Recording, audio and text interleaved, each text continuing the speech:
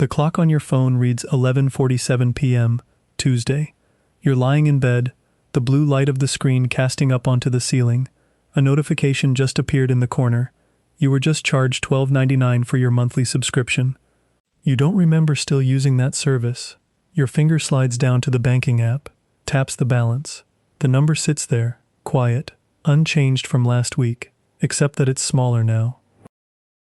You scroll down, look back through the month's transaction history.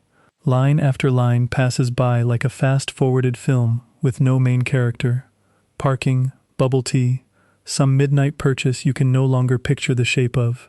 No line says savings. No line says transferred to emergency fund. There's a brief moment where you almost screenshot it, to remind yourself to deal with it over the weekend, but your finger stops halfway. You think, never mind, I'll remember. You mean to open the spreadsheet you downloaded 3 weeks ago, the file named Financial Plan, Draft. But your eyes are already heavy. You think, tomorrow. Then you turn off the screen. The room goes dark. The notification is still there, unread, the way it's been there for 2 months now, under a different name, on a different night. Nothing dramatic happened that night. No bill was overdue. No debt was calling. Just a very small decision, made by making no decision at all. And that's exactly why it's more dangerous than a real crisis. A crisis forces you to act. A night like this asks nothing of you, and you let it pass, the same way you've let dozens of other nights pass before it. There's something strange about nights like this. They leave no mark. No one reminds you about it the next morning. No notification says, you just missed an opportunity. It just quietly slides into the list of identical nights, and precisely because nothing hurts, you have no reason to stop. 3 weeks later, you still haven't reopened that file. You're having lunch with a coworker who just moved this month's paycheck into a high-yield savings account. She talks about it casually, like she's describing a trip to the grocery store. Rates on accounts like that are currently hovering around 4% a year, not huge, but enough that $2,000 in savings earns nearly $80 more a year just by sitting in the right place. You nod, say, yeah, I've been meaning to do that too, and know full well you've said that same line at least 3 times this year. She asks, almost offhandedly, so where's your money sitting right now? You laugh, say it's in your main checking account, for convenience, so it's there whenever you need it. She nods, doesn't say anything more, but right then you notice your own answer doesn't sound like a strategy. It sounds like an absence, dressed up in the language of convenience. A month passes the usual way. Paycheck in, money out, no particular order, just reflex. Rent first, then a few online orders, then a weekend trip because it's been such an exhausting month, I deserve it. None of that is wrong on its own. The problem isn't any single expense. It's that none of them were ever asked first. Do I actually need this, or is it just sitting right in front of me? Mid-month, you get a text from the bank about the annual fee just charged on your credit card. You don't remember the exact number, just a slight frown before scrolling past. At the end of the month, looking back, you realize the total that leaked out through small things like that. Annual fees, maintenance fees, a language learning app subscription you opened exactly 3 times and then forgot about, adds up to roughly what your coworker just moved into her savings account. The only difference is that her money is growing somewhere. Yours disappeared into things nobody remembers the name of. 2 months after that Tuesday night, your sister calls, asking to borrow a small amount to fix her car. Only about $150, nothing major. While you're talking, she mentions her company just announced layoffs, and she's not too worried, because she already has an emergency fund that covers about 3 months if the worst happens.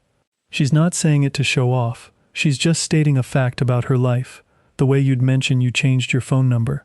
But that line stays in your head longer than the call itself. You hang up, look at your own account, and realize you can't answer that question for yourself. Not because you earn less than she does, just because there's never been a system that pulled that portion aside, before the rest of the month got to spend it first. People often say saving is a matter of income, but mostly it isn't. It's a matter of order, whether money is moved before you get a chance to see it. or whether money is only what's left after everything else has already taken its share.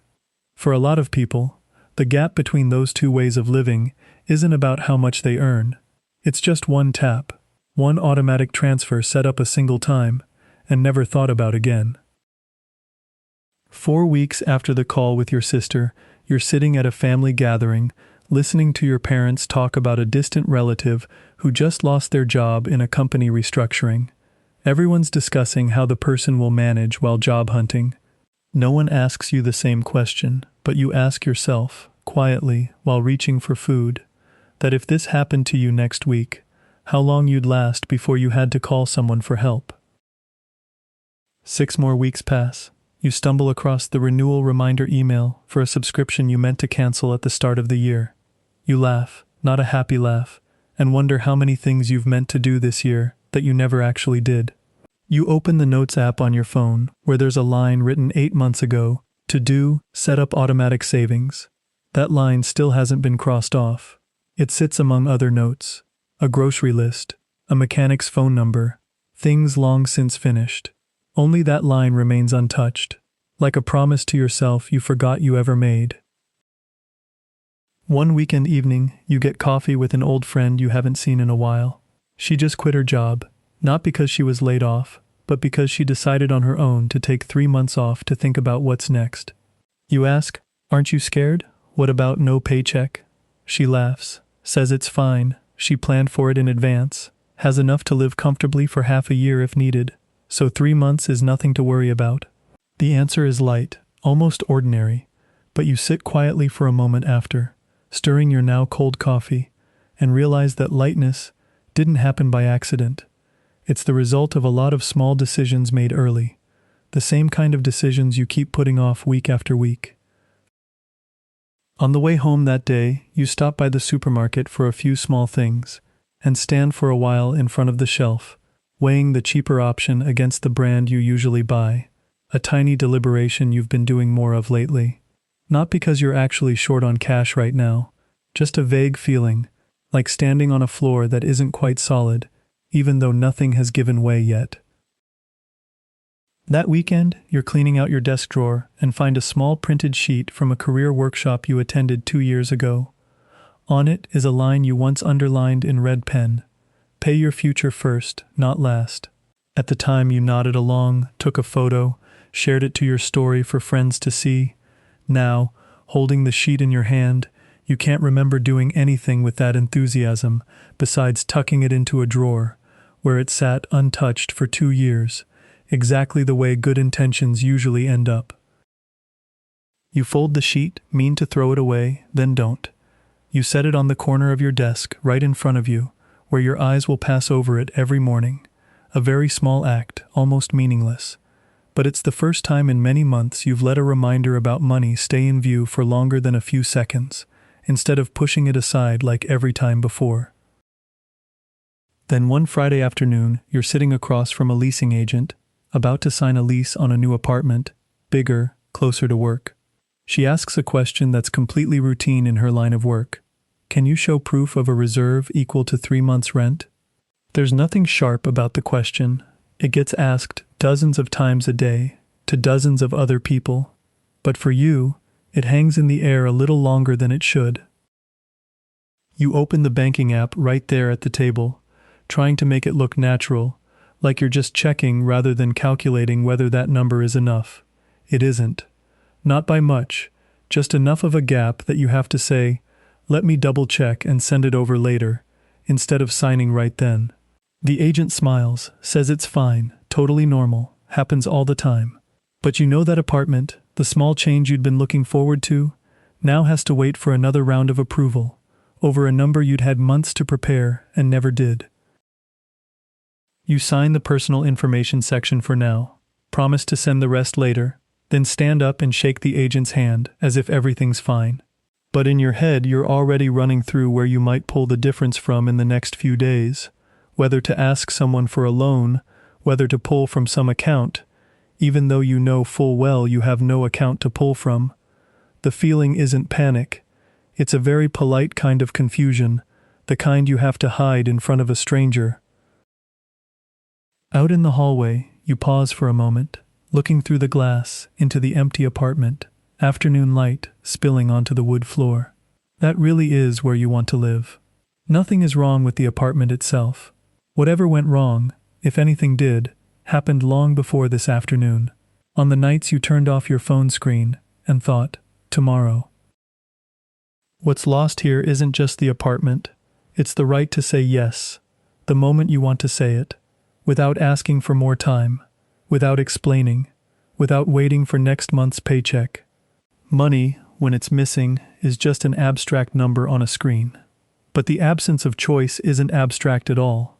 It takes the shape of a meeting that has to be pushed back, an answer that has to hesitate, a door that should have opened but now has to wait.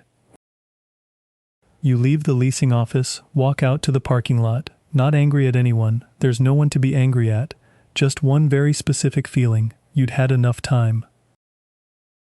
On the drive home, you stop at a red light and glance at the phone sitting on the passenger seat.